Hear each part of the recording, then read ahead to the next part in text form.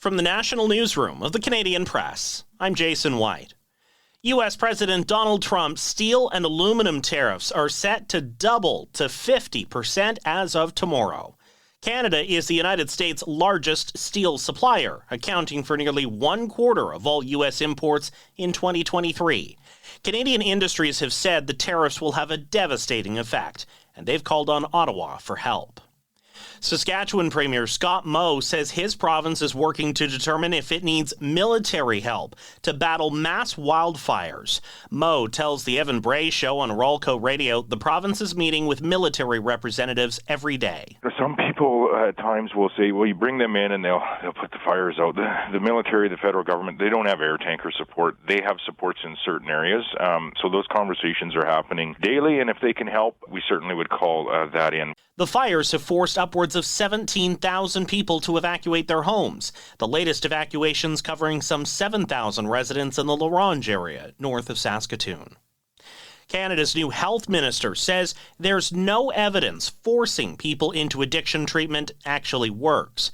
But Marjorie Michel says the federal government does not plan to intervene as provinces like Alberta, BC and Ontario pursue involuntary treatment policies. I don't think for now we would have any kind of real scientific evidence on this practice.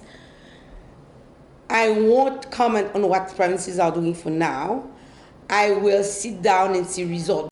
Michelle says mental health will be a top priority for her as minister. A new report argues the U.S. trade war with Canada could provide a boost to this country's domestic tourism industry. The Conference Board of Canada estimates Canadians boycotting the U.S. for cross-border vacations could pump up to $8.8 billion into Canada's tourism sector. Canadian Tire's historic purchase of Hudsons Bay's trademarks will go ahead.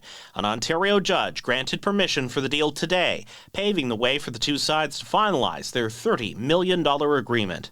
Canadian Press business reporter Tara Deschamps says the ruling also grants some protections to the Bay's employees who are now without jobs. There was a declaration made around the employees and the company, and that declaration will allow the employees who have lost their jobs. There's now over 8,300 of them who have lost their jobs and many more still to come. Those employees will be able to get access to a federal government wage earners protection program because of this. The court approval comes months after Canada's oldest company filed for creditor protection and days after it closed all 96 of the stores it ran under its Bay and Saks banners on Sunday.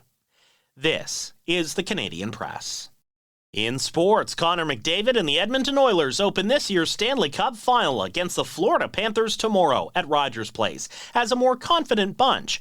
McDavid says, yeah, it's a rematch for the Cup, but both teams have gone through changes, and this year's a whole new series. You know, I see obviously the parallels that everyone wants to write about.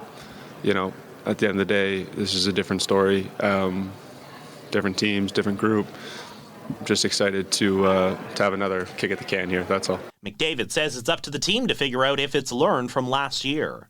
Professional Women's Hockey League teams have submitted their 3 protected players in advance of the upcoming expansion signing window and draft. Vancouver and Seattle will join the league next season, and they can start signing unprotected players tomorrow. The Toronto Blue Jays kick off a 3-game series with the Philadelphia Phillies tonight at Rogers Centre. The Blue Jays have been soaring with 6 wins in their last 7 games. From the Canadian Press, I'm Jason White.